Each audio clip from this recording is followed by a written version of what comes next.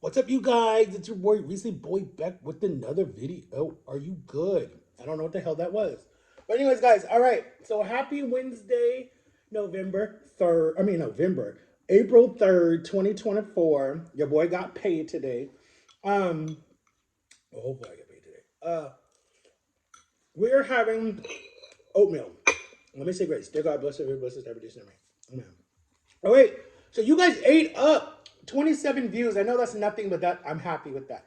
You guys love my story times, and so I'm now going to start a new series called Story Times, and I'm just going to tell you guys different stories about my life. All right, so today's story is what is today's story about? I got to think, guys, because I have a lot of stories in my head. Okay. I don't know if I told this story. I probably have before, but let's tell this story. Okay, so I don't know if I told the story. Okay, so guys, picture this. Okay, so me and my best friend William, and we were hanging out, right? And we found like we would always go in these woods, and a lot of these woods, like people would fight during like the Civil War or whatever. So and then Ohio was like this, like Ohio was a freedom state. Like everybody came to Ohio for freedom, right? All the slaves, everybody, right? Ohio was not a slave state. So we would go in our woods, right? And we would go hunting, not hunting, we would just go in our woods and play around and stuff, whatever, right? Act like we were in the Civil War or something like that, whatever. Be like Tom Sawyer and Huckleberry Finn, like I told you. So me and my friend William would always go in the woods and hang out, right? And we go look for wild mushrooms, onions, strawberries. They had like a lot of wild blueberries, stuff like that. Whatever. Go see the wild turkeys, whatever it was, right? The wolves. Like we had a lot of wolves in our woods. So we were all hanging out, me, William, my brother, and we found this thing that to me it looked like a bomb that just like never detonated, and you could tell it was from like the 1940s or the 1800s or whatever. And I was like, yo, let's get out of here because there could be this could be a whole landmine field and we could like blow off our legs or something or whatever, right? So we left. um but it was really cool. And my friend William was really into the Civil War and all that stuff because his dad looked like some. His dad actually, his great grandfather was a part of the Civil War, just like my great grandfather was a part of World War II. So we had a lot of war in our family, and so and then my parents were military. So, anyways, he went back that night. Or no, the next morning. No, it was that night. It was that afternoon, and we heard this big bang, and we were like, "What the hell is that?" And then all of a sudden, I remember hearing his brother Zach call up because my mom, you know, was I guess the only number he knew by heart or whatever, and he's like, Mrs. Cross, William almost blew his face off. Can you please like come and take us to the ER or something like that?" So my mom like rushes down there. Leaves me and my brother at home. I was in charge. Takes him and his brother and his mom because she was too panicking to the ER. They admit him to the hospital. They have to get shrapnel all like he blew basically like this whole part of his face off almost. And then I remember he was in the hospital for like a good 6 weeks or whatever, right? And I was so stressed out because I'm like, that's my best friend. I don't want him to be dead or deformed or anything like that, because I was like, he's a very handsome person. I was like, he's gonna get the girls, the ladies. Super, super tall. He almost looked like Ashton Kutcher. If any of you guys know who Ashton Kutcher is, he was like the spitting image of Ashton Kutcher or Evan Peterson from American Horror Story. So I was like, William, you're never gonna have problems. I mean, he always got girlfriends, no matter what. Even when we were young, girls always had a crush on him. I mean, I got girls too, but they loved him because he looked like he was a celebrity. So, anyways, I get to go. Or no, I remember I don't get to go see him because I'm in school, right? And young kids weren't really allowed in the ER. So I remember the first time I get to see him is when my mom picks me up from school. Or no, his mom picks me up. No, my mom picked me up for school because we got in the van. And I remember I got in the van and I sit down and he's like, "Go ahead, make fun of me. Don't be." He's like, "Don't be scared." And I'm like, "What do you mean?" And I see this face and just all of this is swollen. His eye is closed. He has a lot of burn marks. He just smells like burned flesh. And I was just like, and he was like bandaged and whatever, and his head was all wrapped up. And he's like, he's the type that like he's just ready for people to. He's like, "Go ahead, make fun of me. I look like a one eye bandit or something." I'm like, no, I'm like I was like I was sad. Like I started getting like emotional. He's like, "Why are you crying?" I'm like, "Because I just don't want you to be in pain." And he's like, I'm not. I'm okay. I promise you. Like he grabbed my hand. He's like, I promise you, Matt. I'm okay. You're fine. He's like, I thought you would make fun of me. I'm like, no, you know me. I mean, I remember he had to learn how to walk again, and I remember helping him learn how to walk again. I remember he had to learn mobility in his hand again. He had to have a lot of skin grafts done to his face. Thank God he didn't lose his eye. I know they said that he lost a little bit of his vision, but not that much because it just like cut half of his cornea. And then he burnt like all of his hair off right here, but thank God it grew back. But he always wore hats after that because he had a scar like right here, from where they sewed him back together. And then he was good after that. Like he went through like a lot of physical therapy, I think for like 6 months. And I was really proud of him. Not one did he cry, not two did he get depressed or discouraged or anything. He was such a like powerful person. Like he encouraged me to keep fighting, and stuff like that. And like I stood by him. Like I'm loyal to my friends when they're going through something. Like I was loyal to him through the whole time. Like I didn't judge him. I didn't say nothing. I was there every day. I helped feed him, change him, whatever I had to do because I did not care. Like I was like, you're my best friend. And that was what loyalty was. And then I remember when I had my incident. I'm gonna tell you guys that story probably Thursday. I'll tell you guys that story about what happened to me with the explosive. Oh my gosh. And I still have the scar on my arm to show you guys. And he did the same thing. He walked right with me through the whole thing.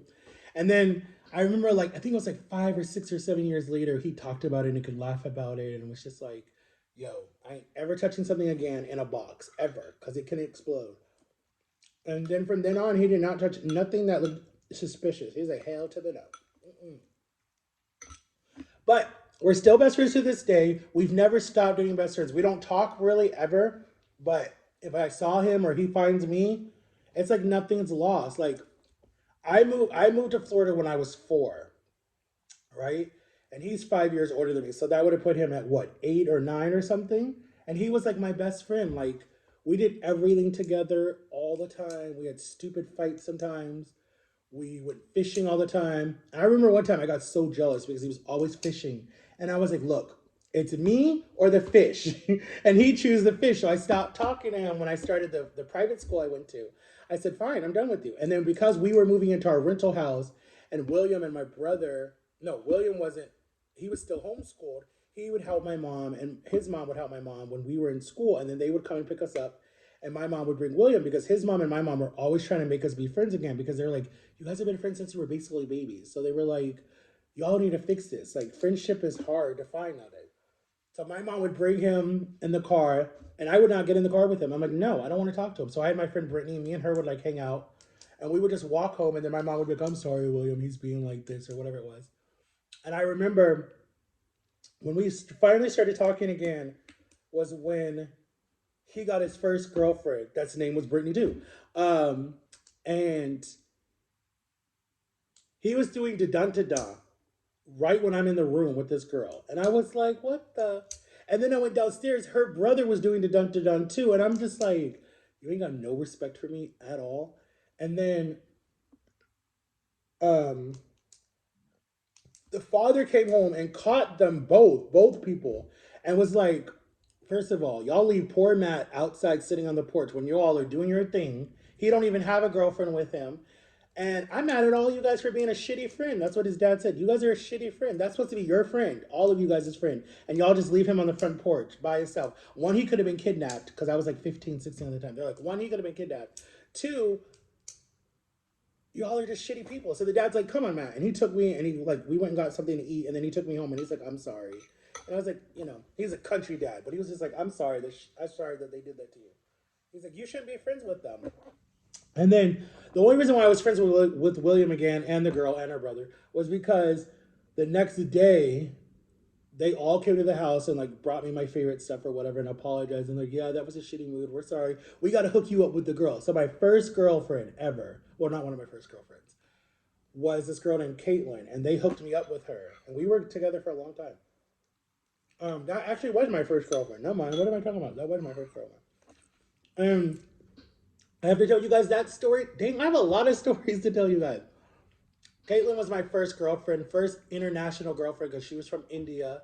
and she is a doctor now somewhere in Ohio. But anyways, William now is a dad, and he lives in Kentucky, the country part of Kentucky, and I think he's with a different girl. I don't think he's with Brittany anymore. And the last time I talked to William was like, God, when I was like, dang, how long ago was that? Maybe when I was like, damn, I don't even know, 19, 20 was might have been the last time I talked to him. The funny thing is, our kids are the same age, so it's kind of cool because it's like they could have been became best friends too, you know, and that would have been cool to just keep the thing going. That's like with my brother and his little friends. Well, with his best friends, they're still best friends, and then my brother and his best friend's sister is best friends with my sister-in-law, and then they all have babies, and so they want their babies to be best friends because it's like family for life. So, and their mom was like my second mom. Like we call them our second family.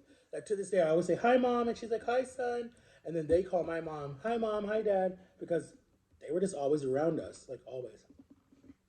I miss them. I haven't seen them since my brother got married in 2018 or 17. They were so proud of me when I lost all the weight. Oh my God. They were like, she was like, Matthew, lose the weight and I'll sew you a quilt.